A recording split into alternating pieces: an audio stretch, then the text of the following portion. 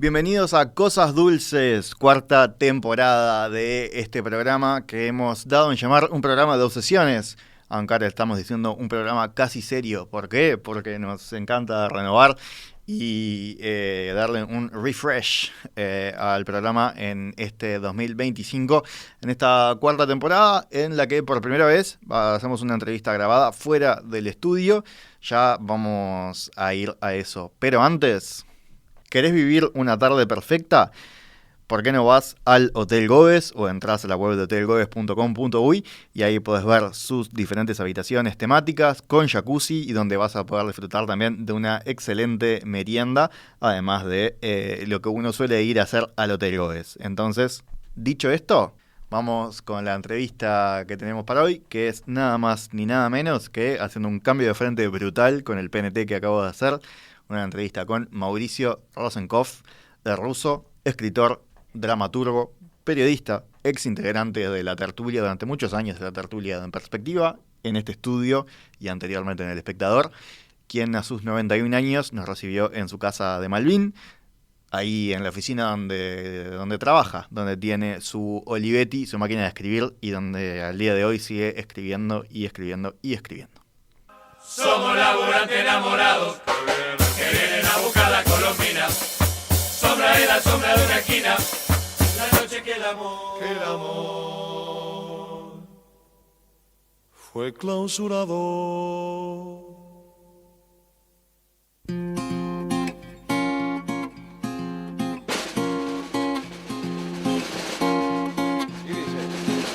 Palpitante de alegres canciones, hoy venimos al barrio a dejar farolitos de lindos. Bueno, Mauricio, muchas gracias por recibirnos acá.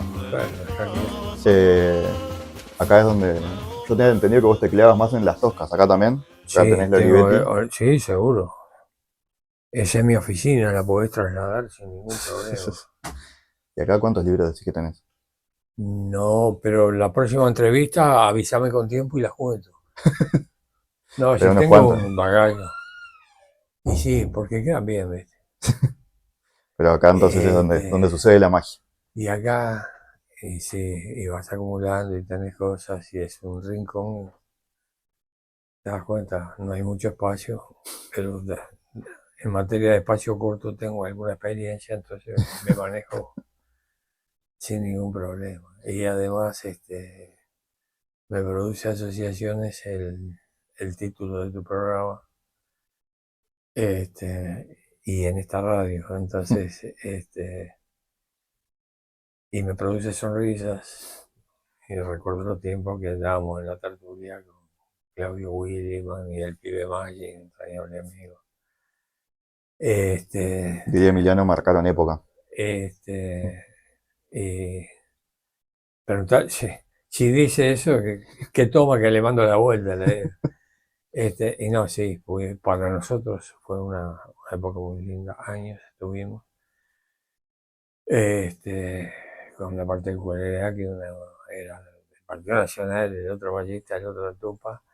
Podíamos discutir todo, hablar de todo, discrepar de todo y nunca falló una sonrisa y ningún problema.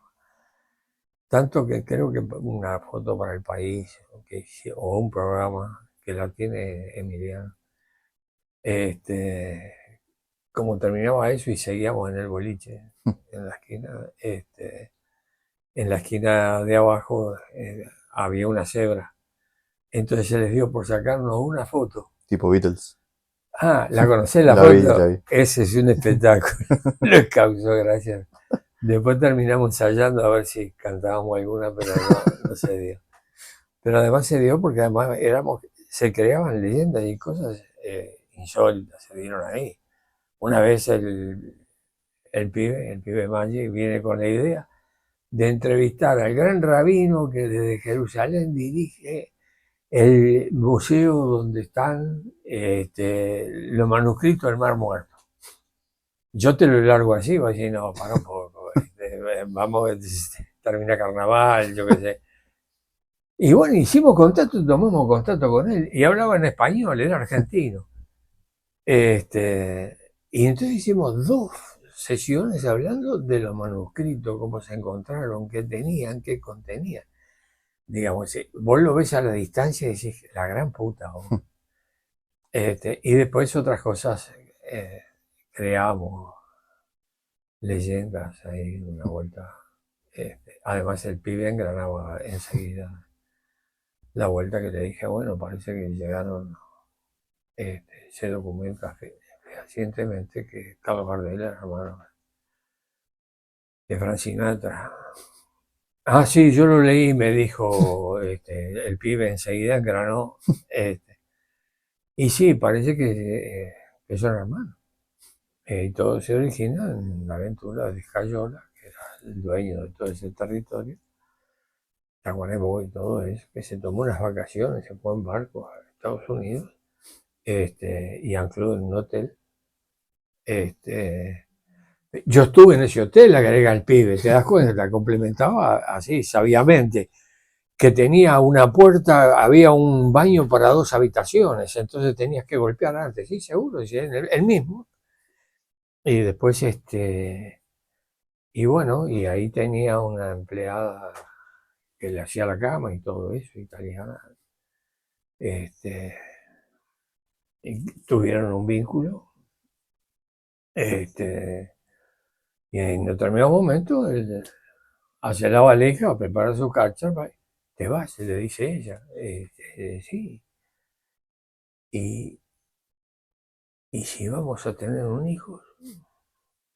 Dice, si es varón, ponele acá. Y se la esperó. Y nunca se dio. No. Y lo tuvo con un changador del puerto italiano también, de apellido Sinatra. Y bueno, de ahí viene, y él se enteró, el guricito chico, la madre le habrá contado en algún momento, vino acá, buscó. Bueno, y ahí sigue la historia, pero nos llamaban de Buenos Aires, pero cuando le explicábamos que no, que Gardel había nacido acá, la radio argentina te cortaba. Bueno, entonces, historias de esas, imagínate, la tertulia era una fiesta. Ahí te la dejo. Bueno, perdona la interrupción. No, tranqui. Te quería preguntar, vos ahora con 91 años, ¿no? Hoy por hoy, ¿hay algo que te quede, que te obsesione, que te apasione así hoy en día, algo en lo que estés muy enfocado hoy? Sí, vivir. Ahí hacer las mismas cosas de siempre. No puedo correr, salgo a caminar. Tengo que hacerme una bicicleta fija. Leo hasta donde los ojos me dan. Y escribo, tengo la Olivetti, que descubrí algo que me parece que por ese lado voy a tentar en la próxima vez que teclee. Y es que no soy yo el que tiene los pensamientos, sino que está en el teclado, que está en la cinta. Entonces te sentás ahí y sale más de lo que vos pensaste. Entonces, ese plus que te da el tecleo, ¿de dónde sale? ¿De la cabeza o del teclado? Eso me tiene, digamos, así es el punto de partida de todas las religiones. Así que en cualquier momento me tenés de pastor. ¿Nunca te pasaste a la computadora para escribir? Lo hice con gran esfuerzo. Me explicaron, engrané, ya me sentía Gardel. Pues computadora tenés ahí atrás, ¿no? Tengo, sí, pero recibo y mando mensajes y veo los diarios. Y engrané lo más bien, y estaba dando, me explicaron cómo archivar y todas esas cosas que ustedes la manejan de taquito. Y vos fíjate, apreté un botón, todavía no sé qué es el botón, y se me fue, tenía varios capítulos, se me fue todo al carajo. No la recuperó ni Juan 23, nadie. Era tremendo. Entonces dije, nunca más. Pará. Acá en esta no se pierde. El que se quemó con leche cuando ve la vaca llora. Entonces volví al Olivetti, nunca perdí una línea de Olivetti. Ahora tengo algún aturdimiento porque Las cintas salieron del mercado, ya no venden cintas para máquina de escribir, ¿te das No. cuenta? Hay un avance tecnológico furioso. ¿Y cómo conseguís? Bueno, cuando hago algún comentario de esto en alguna entrevista, cuando me quedo corto y toco esto, siempre me queda la expectativa que alguien llame, yo tengo, y va y la deja en la radio. Así que cualquier cosa Te avisamos. me la alcanzás, yo qué sé. Son bienvenidos ahí en el Victoria Plaza, Office Tower. La dejan ahí y te la arrimamos para acá. O para las Toscas, donde andas. O arreglar con ellos. Bueno, también. Mirá Deben de vos, querer venir a saludar. mirá, uno tiene la línea sin carnada por sin pesca. Pero también se inventó acá pescar sin carnada, porque el pejerrey con el lengue no le ponen nada, es el brillito ese, se engrupen en los pescados, ¿te das cuenta? Y entonces vos querías hablarme de... No, me decías que estabas ahora como muy enfocado en vivir. Me contabas antes de empezar Vivir es que... eso. Mira, sale ahora, cuando llegaron, le dije, me acaban de mandar de la editorial la tapa de una biografía que me hicieron Sí, Joaquín Doldán. tipo, exactamente. Ah, vos lo recibiste también. No, me lo mostraste ahí Ah, recién. te lo mostré. Mirá vos, te das cuenta. Si no fuera por las cosas que me olvido, me acordaría de todo, piba. Y está, Y eso sale en abril. a fin de mes, principio de abril, sale un repaso de mi vida, más gran tipo, Don Dan. Y bueno, sale esa historia. Y yo lo que estoy tecleando, terminé una en las Toscas, que es, ahí abrís la ventana y tenés mundo, tenés el pasto, tenés el mar. Acá tenés que cruzar la calle, después otra, y los autos pasan, ya no pasa nadie. Bueno, y eso es el bullying de la literatura. El libro se llama La casita de mi viejo. La compró el terreno 14 pesos por mes hace 70 años, 80 años. 14 pesos por mes, que ahora serían bastante más, ¿no? De 14. Y serían 20, pero 14 pesos. En aquella época el viejo dejaba que se juntaran tres cuotas para ir al banco porque le salía más caro el tranvía. Entonces, y además ese nombre. Y atrás los compañeros pusieron con baldosa pintada, yo qué sé qué, en ese galponcito, en el año 85, ponen los meses, la fecha, se compartimentaron para teclear Memoria del Calabozo, el Niato y el Ruso, con la supervisión del Pepe que quedó controlando Montevideo. Es decir, que tiene un rinconcito histórico. Y ahí venía el sordo a buscar lo que íbamos escribiendo y lo publicábamos. Por eso la primera edición salió en 3 tomos. Ahora está en varias lenguas, y tiene películas y eso. ¿Qué te ibas a imaginar, no? Que iba a terminar con película. Que somos de biógrafos. Y me contaste antes de empezar también que hace poquito estuviste en la chacra, que tuvieron una reunión ahí Sí, esa los fue últimos. muy linda porque cada tanto la tenemos, porque hay registro de reuniones anteriores. Porque de la tanda de los rehenes quedamos en pie 4. Pepe, vos, Engler, Engler, claro, y el ingeniero Manera. Y arrancamos los 4 para allá. Y estuvimos como 3 horas, tuya y mía, recordando. Y bueno, además de las cosas, te das cuenta que íbamos a pensar en el calabozo que teníamos acá. En calabozo no tenías agua, no tenías mate, no tenías un rostro, no tenías una cantora, no tenías comida.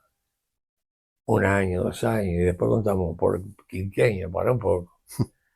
Entonces ahí algunos en su momento quedaron, creo que todos.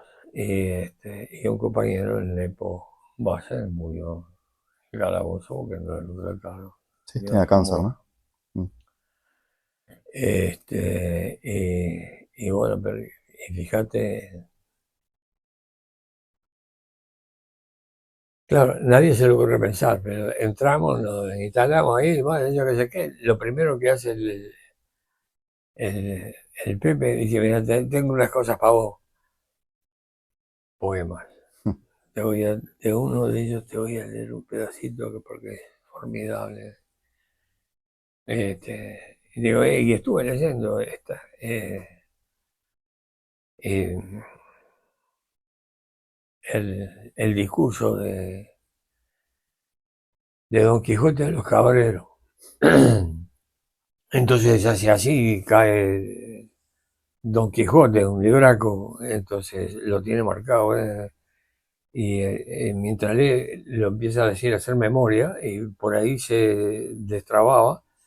Entonces terminamos cantando a dúo, felices tiempos aquellos que los antiguos llamaron dorados, no porque abundara ese metal, sino porque no existían estas dos palabras, tuyo y mío. Es decir, digamos, en ese discurso revolucionario de Don Quijote de los Caballeros está la esencia de nuestra vida. Digamos, en instancias peleamos para eso. Y el Pepe está también en una etapa de reflexión, El seguramente. Pepe, toda su vida fue una etapa de reflexión, porque fíjate vos, hay que encontrarse con el Pepe. Yo trabajaba del plantel que fundó el Popular, y en esos días me mandaron a hacer un reportaje a Enrique Erro, que era ministro de Industria del gobierno blanco. Sí, sí. Y éramos muchachos. Y entonces llego ahí, entro al ministerio, enseguida lo atienden y sale el primer secretario. El primer secretario, saque azul, camisa blanca, pantalón otra, una sonrisa sobradora y una moñita acá, el Pepe. Bueno, esa con el Pepe tenemos muchas, pero de la época que te estoy hablando, pero los conocíamos ya de antes. Nunca más se lo vio de moñita al Pepe, me imagino. Hay una foto del Pepe con el que era entonces mi cuñado, el Colorado Chávez, que el hermano del Colorado conserva todavía, conservaba, nos abandonó. Una foto donde está el Colorado y el Pepe agarrado así, estudiantes los dos, moñita. Y además gran lector de una época, recuerda sus compañeros,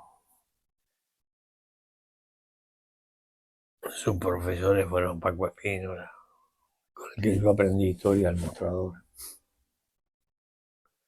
Que había dos puntas de un alzamiento del Paso Bordán en el 34 contra Terra. Y Blanco y Colorado estaban Justino Zabalabuni, que aprendí historias de ese alzamiento en los camarines del Teatro Solís. Y Paco más barrial, al mostrador, el meñique alzado. Y ahí historias formidables. Y él, a Paco lo tuvo de profesor. Yo iba a las clases de Paco también en el liceo nocturno. El otro era José Bergamín, un católico español, republicano,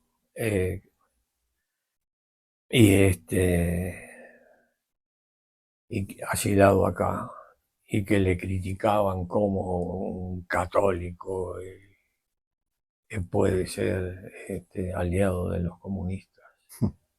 Y él conserva y se conserva de él una respuesta que es antológica. O sea, con los comunistas hasta la muerte, pero ni un paso más.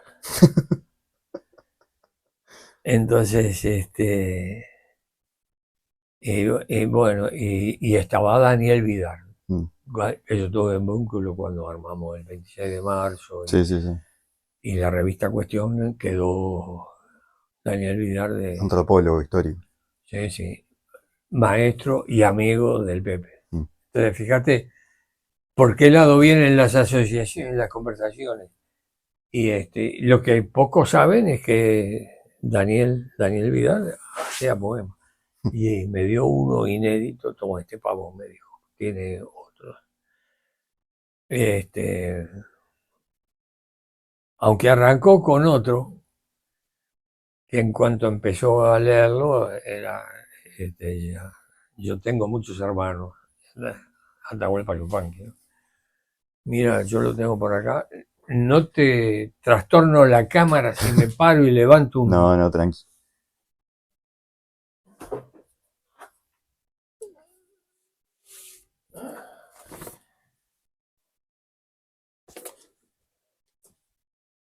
Por el momento, con los lentes me arreglo, pero días vendrán. Poema inédito de Daniel Vidal que me da el Pepe cuando nos juntamos los 4 jinetes del Apocalipsis. Se llama Carta a mi sangre.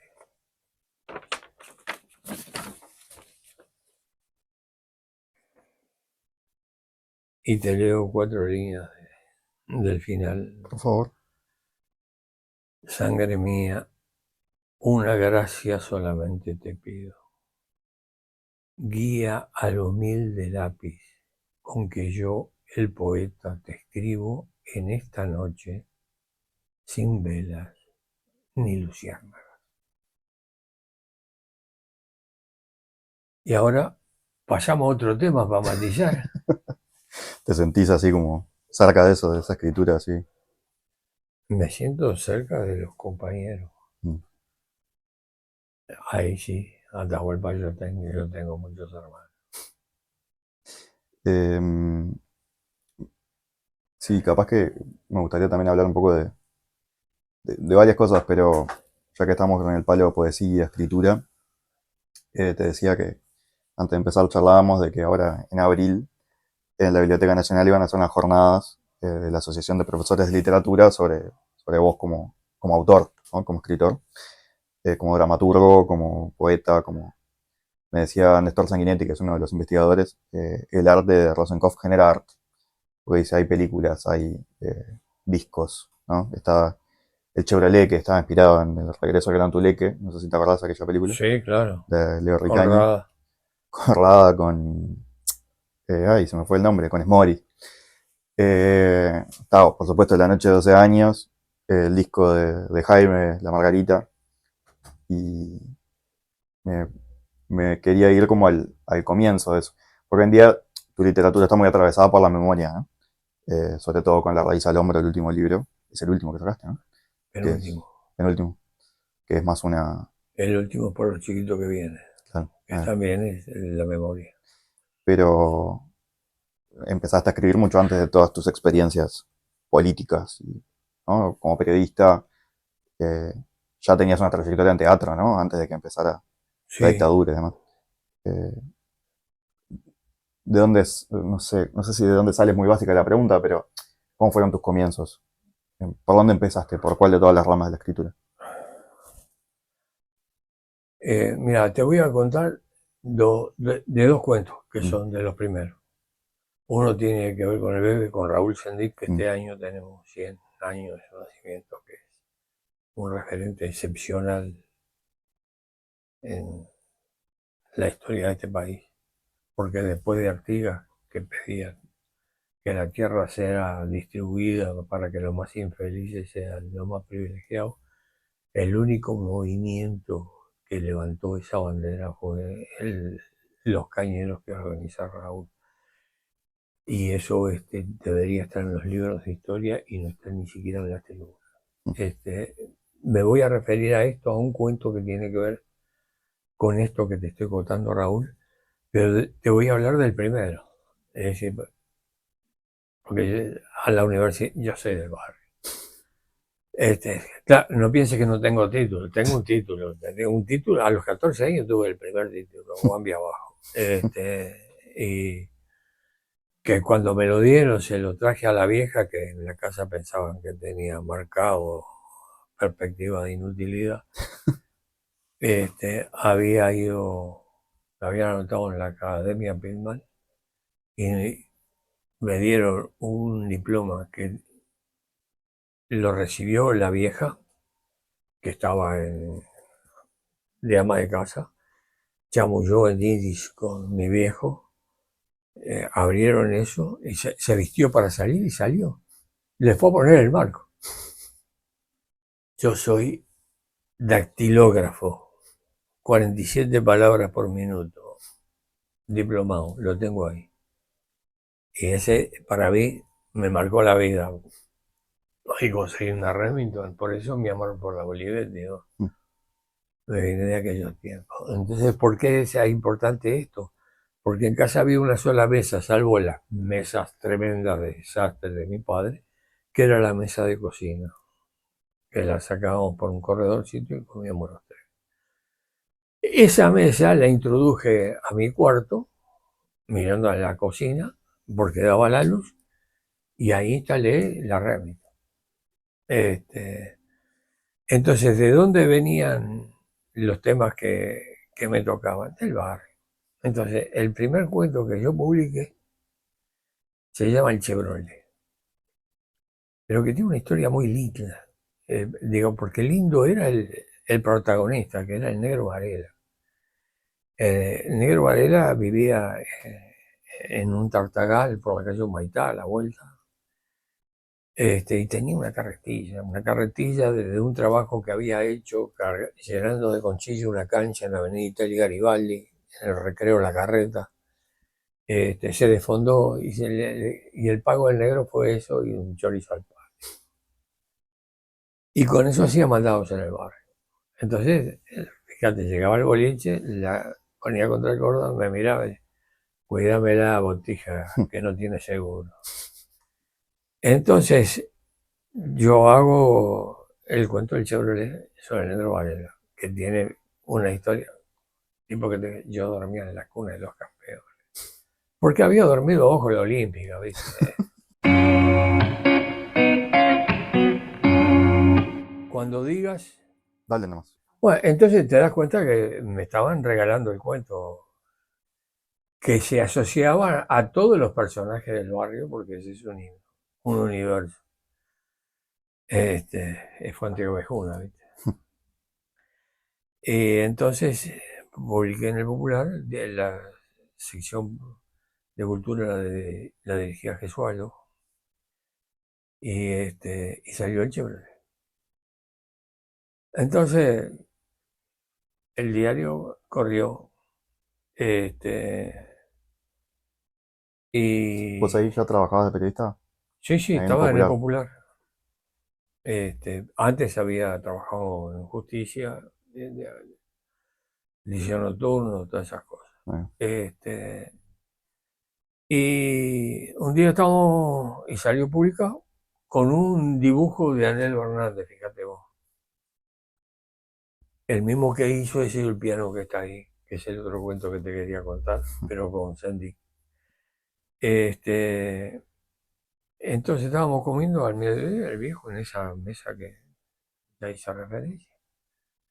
Y suenan las palmas, había timbre, mi vieja se levanta, mira por la ventanita corre la cortina de la puerta cancel, abre, ¿qué dice? Abre, con alguien, llega y me dice, esta Varela quiere hablar contigo. Entonces salgo al zaguán, un umbroso, 2 escalones, el tiempo de antes. Y veo que Varela está con el Chevrolet estacionado y arrollado, como si tuviera algo, una varilla de 8 adentro, un ejemplar del Popular. Entonces me dice, che, Botija, ¿vos escribiste esto sobre mí? a la mierda abanico que se fue el verano. Y tímidamente dije, sí, sí, negro. Bueno, sentate ahí y léemelo, porque yo no sé.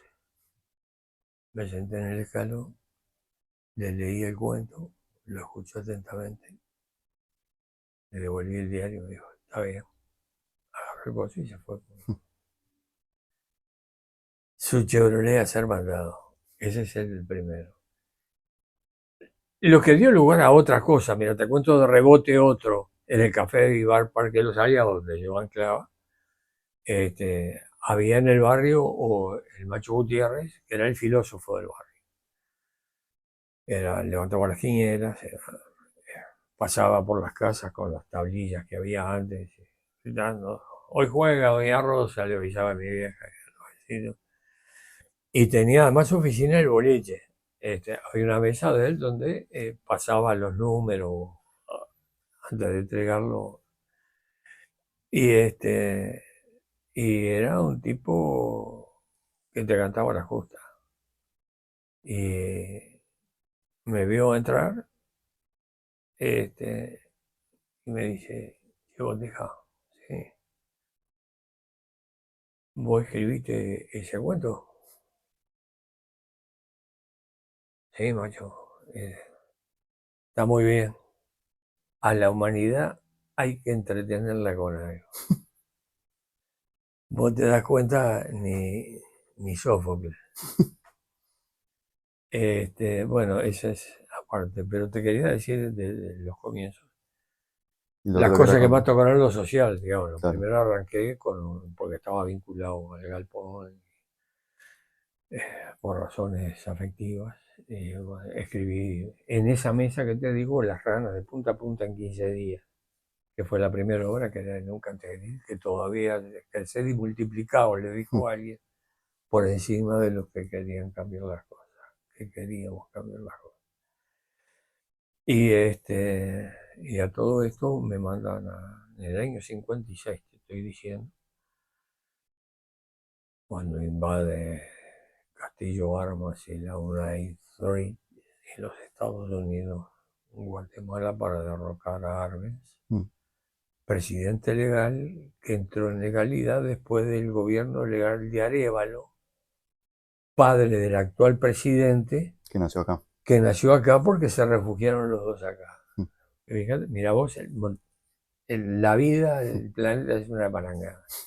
Bueno, allá se levantó una huelga arrocera, una huelga en el interior es bravísimo. ¿Cómo los organizás? ¿Cómo los tenés? Ahí estaba metalúrgico socialista, Oromile Guillermón, que bueno, al fin me embarco allá, me barajan, llego en un bus que hacía 33 la charqueada, que no sabía bien a qué hora salía y lo más inquietante que nunca sabes si llegaba. Y por si pasa, era. Bueno, ahí me barajan y vamos al sindicato, piso de tierra y demás. Sudor, Sindicato Único de Arroceros. Suda, Sindicato Único de Arroceros. Bueno, ahí empiezo a conocer un poco una realidad que no cabía en la Suiza de América. Insólita, la forma que trabajaban, se metían, no les daban botas, no tenían horario, laboraban 12 horas, terminaba la jornada y se sentaban en las taipas, se remangaban los pantalones, se jugaban las patas y encendían un charuto con una brasa. ¿Para qué? Para desterrar las sanguijuelas que tenían prendidas las patas. Vos contás en el libro con la raíz al hombro que les pagaban con un cartón, ¿no? Ni siquiera con plata. Exactamente, digamos, la firmaba el gerente en general, pero Sarralta, Sagria, Sarrato, todas las arroceras, de Rincón de Ramírez hasta Cuñapirú, todas con tarjetas de cartón impresas a mimeógrafo, te das cuenta, eran también trabajadores. En cartón le imprimían, la recortaban a tijera y vale poner y firmaba el administrador. Con una particularidad, que si necesitaban algo que no estuviera, se canjeaba en la cantina, que era además del dueño de la arrocera. Mm. Y además, si necesitabas plata, ellos te cambiaban con una comisión. Es decir, que perdía si tenías que comprar un medicamento, si tenías que comprar un pañal que no tenía, y eso era la historia. Y ahí me cae la competencia, vos te das cuenta.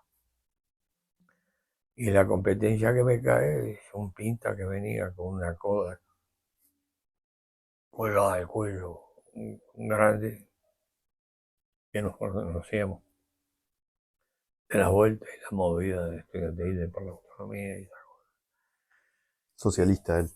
Vos So- comunista, él socialista, ¿no? Exactamente. Y bueno, era Raúl Sandy, y nos hicimos con pinche. Y te quería decir que de ahí hace una historia con un final que es lo que te cuento sobre este tema para pasar a esa pregunta con la que me amenazaste para cerrar el programa. Y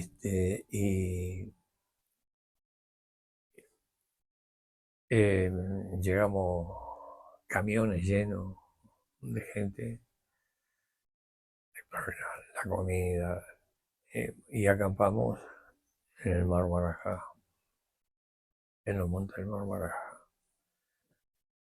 Y bueno, bajo unos talas, y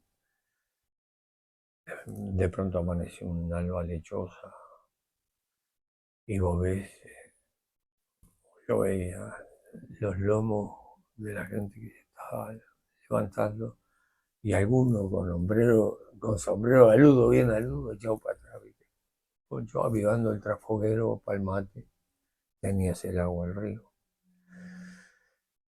Y me sale del alma todo aquello así, comento, la gran puta, che, parece un ejército. Mm. Y el bebé, lacónico y preciso, me responde solo, es un ejército. Con el tiempo nos reencontramos En Bella Unión. en Bella Unión, me llama, estaba en Montevideo, él iba para allá, ya estaba ahí organizando, y me dio, de ahí sale la rebelión de los cañeros. Claro. Este, Es un libro periodístico, ¿no?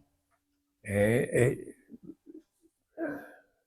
Mira, es un libro que te muestra una realidad que en Montevideo no conocía a nadie, porque cuando llegaron los cañeros a Montevideo y atrás, la gente se paraban, ¿de dónde vienen? De África. Mirá lo que tenían tapadito ahí. Y, y la cosa sigue todavía. Mm. Bueno, y la salud, ¿cómo llegar la salud en una marcha de esa de los cañeros? Estábamos, había un bebito, un año, ahí se había enfermado, tenía fiebre, no había médico, estaba un mamote. Pero había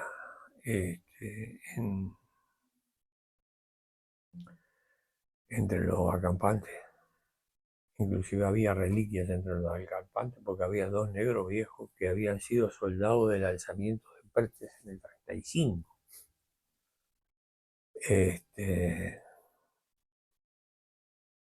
Había un vencedor que tenía la facultad de diagnosticar y cortar una enfermedad. Vencedor, como le dicen, como a los sanadores sería, ¿no? Allá en la frontera. Ahí se decían los vencedores. Esto en la frontera. Mm. Y entonces una mañana, antes de seguir la marcha y eso, estaba la madre con el bebito, el padre, otro, estaba yo, estaba el vencedor, en una lata, tenía una lata de durazno cilíndrica, con los bordes bien tachados, con agua. se había elegido las brasas, se estaban calentando, se pone a calentar el agua y en determinado momento recoge 2 brasas al rojo, 2, que se echa al fuego, que chirrian, y ese es el momento en que interviene él y hay un gran silencio y él mirando las brasas, porque si quedan en el fondo hay un diagnóstico, si suben es otro. Y entonces en esa Suiza de América, con la salud para todos, ahí tenías un hospital, porque él decía junto con las brasas que buscaban su sitio, mal malino, así entraste, tú hayas salido. Yo te corto en nombre del Padre, del Hijo, del Espíritu Santo. Amén. Y ahí estaba la medicina. A los 2 días siguió la marcha con uno menos. Y ahora poneme nervioso con esa última pregunta. No, nervioso para nada. Es que. No, cómo no, eso corre por cuenta mía. Bueno, sí, está bien. Pero no es una pregunta peleadora ni nada. Es como que No, hay. Creo que vos, por lo menos yo, las cosas que he escuchado, o que he leído, o que he visto también, películas y demás, como que ustedes han hablado mucho de esto que estás contando, de la experiencia hacia la formación de los Tupamaros, después la experiencia con la guerrilla, después el encierro, pero no sé si tanto de la salida. Y ahora se están cumpliendo 40 años de que ustedes, de la ley de amnistía, ¿no? De que ustedes salen, que es un poquito después de que asume Sanguinetti, ¿no? O sea, todavía ustedes seguían presos cuando empieza el sí. gobierno democrático. Ya no como rehenes, ¿no? Ya estaban todos juntos en el penal. Sí, es 2 días juntos, 3, una semana juntos. Ahí va. Era la primera vez que nos juntaron. Y sé que Que después ahí éramos 8 porque ya estaba vacía pasan. la celda del Nepo de Basen que había muerto. Y, y sé que ahí, bueno, empieza todo. El otro día leía una declaración de Lucía que decía el país era otro y teníamos que salir a conocerlo de nuevo, ¿no? Y que la gente nos viera también a nosotros. Y ahí surgen las mateadas, aquellas famosas que terminan derivando en el MPP, ¿no? En el nacimiento del MPP. Pero para vos personalmente, ¿cómo fue esa salida? Mira, vos mencionabas un libro mío y te mencioné que había otro. Fíjate en la tapa, estamos el Pepe y yo en esa mateada Mm. con el micrófono. Así que Y con la raíz al hombro, ¿no? sí, con la raíz al hombro o Lo tengo debo por tener acá, creo. algún ejemplar ahí. Este, por lo chiquito que viene. Este, ¿no? Ahí está. Seguro, esa es la mateada. ¿No Ahí ves va. que el Pepe no tiene ni cana? Y yo Eh, completo. y entonces ahí salen a recorrer el país de una. ¿Cómo fue No, el no, a los proceso? barrios. A los barrios, micrófono, sin estrado, sin nada, a Fue- comunicarnos con la gente. Entonces me preguntaban, contestábamos, veníamos, decíamos. me sorprende porque yo me imagino a mí, no me puedo imaginar en esa situación, pero me imaginaría queriendo estar en mi casa, no sé. Y ustedes, me imagino que algo de eso hubo, pero también la necesidad de ver, de recorrer, de hablar. Bueno, estaba complicado, para muchos estaba complicado, para el Pepe estaba complicado, doña Lucy, la madre, había muerto, por ejemplo, no tenía dónde, y ahí salió la chacra esa, Rincón del Cerro, que es, ya va, parte de la historia. Un tipo que con su sueldo ahí, yo que sé qué, en la calle de enfrente dona el terreno y construye una escuela y que la dona entera. Hoy te das cuenta. Se hizo en el fondo de la casa, se hizo una escuela para los gurises del barrio. Digo, que te da una idea de todo lo que es eso. Bueno, yo me quedé y dormí en conventual, en un convento, Mm. bendecido, para un poco. Pero una vuelta, después que salimos de todo eso, yo venía cruzando por la calle Canelones, que iba para Gau a cobrar unos derechos, ¿te das cuenta? Y de pronto por la escalinata de la iglesia, corriendo un cura, al grito, ruso, ruso, ruso, acordate, y salió, y en medio de Canelones nos dimos un abrazo en medio de la calle. Acordate que el primer asado que comiste cuando saliste te lo hice yo acá. Entonces, ¿cómo no vamos a tener? Cuando vos decías de qué pelo era el bebé y de qué pelo era yo, cuando me encontramos en la charqueada, te quiero decir que años después hay una respuesta de esas de Sendik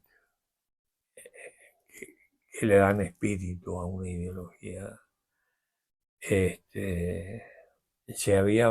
La izquierda se presentó en las elecciones divididas. Por un lado la UP, que estaban los socialistas hierro, y por otro lado el Fidel, que estaban los comunistas. Había Blanco, Ariel Collazo, el Chirigoiti, que era Colorado Guedillo, ¿no? En listas distintas. Entonces el bebé ya estaba en campaña adentro y le mandamos a preguntar qué dice él, para qué lado patinamos, con quién pensar. Y la respuesta de él fue, con ninguno. Nosotros somos partidarios que todo esté junto. Y con esta Yorica en la mano te digo, toma mate. Y aquellos encuentros con la gente, decías, ellos preguntaban, nosotros preguntábamos, ellos les preguntaban de su experiencia y ustedes les preguntaban cómo está el país, cómo están ustedes. No, no salimos a contar nuestra experiencia. Fíjate que no hay nadie que haya sabido, mirá lo que me hicieron, no, nada, forma parte de la ley de juego. Eso va por otro lado, eso es otra historia. Nunca reclamamos nada, nunca denunciamos nada, pero nunca nos callamos. En nombre de todos. Mm. ¿Y ustedes qué le preguntaban a la gente ahí? Nosotros le dábamos lo que pensábamos. Y las preguntas, más que puntuales, eran cómo la ven, qué sienten, cómo viven, qué esperan. Esas cosas que nos preguntábamos nosotros. Mm. Porque nosotros les formulamos preguntas que de alguna manera nos formulamos nosotros. Y entonces nos estamos nutriendo de la respuesta que nos den ustedes. Y ese fue el espíritu, hasta hoy. ¿Y vos qué decís? Porque se suele decir que los Tupamaros fueron derrotados en el 72, ¿no? Por ahí. Pero a la larga vos has dicho, bueno, tengo un presidente, ministro de Defensa, vos estás por ser homenajeado en la Biblioteca Nacional. A la larga, ¿ganaron? ¿O ya no era una pelea? Y, ¿qué te voy a decir? Victoria y derrota son dos clasificaciones del diccionario de la lengua. El nieto, cuando salimos de la intervención que hizo en nombre de todos en Conventual, precisamente, dijo, somos mariscales de la derrota, necesitamos ganar una sola vez. Pero tampoco se gana y se pierde en todo esto. Lo que es constante acá es la lucha por la igualdad, por los derechos. Mira, hay un profeta 2 siglos antes de Cristo que decía algo que 2 siglos después repite en los evangelios como palabra de Jesús. Era Hillel el babilonio y decía así, haz por los demás lo que quieras para ti mismo. Esa es la ley. Lo demás es comentario. Con esto cerramos. Muchas gracias, Mauricio. ¿Rosenkopf de dónde viene? La última, para cambiar de cosa. ¿Es ruso o No, ruso porque... es el apodo típico de acá? No, los hijos vienen de Polonia. De los Un años que... pueblito belgi que yo había visitado. No queda nadie. No quedó, de la familia de mamá no quedó nadie. Años 20 por ahí. ¿Se vinieron? No, se vinieron, el viejo vino en el 32, 31 y pico había hecho la guerra. 2 guerras le tocaron, 14 a 18 y 18 a 19 contra los cosacos. Y se vino acá y después se instaló y después trajo a mi vieja y a mi hermano que nació allá. Un libro que acabo de terminar que se llama Mi hermano. Mirá que es primicias que te llevan, Sí. y sin cargo.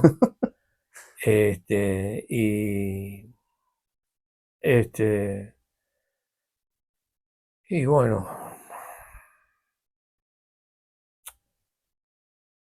y son las vueltas.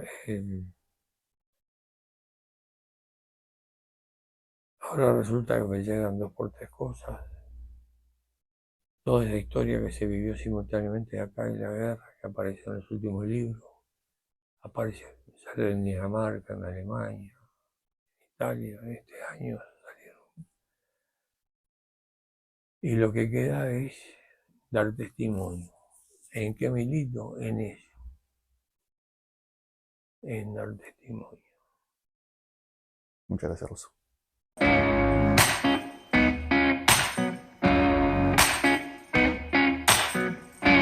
Cosas dulces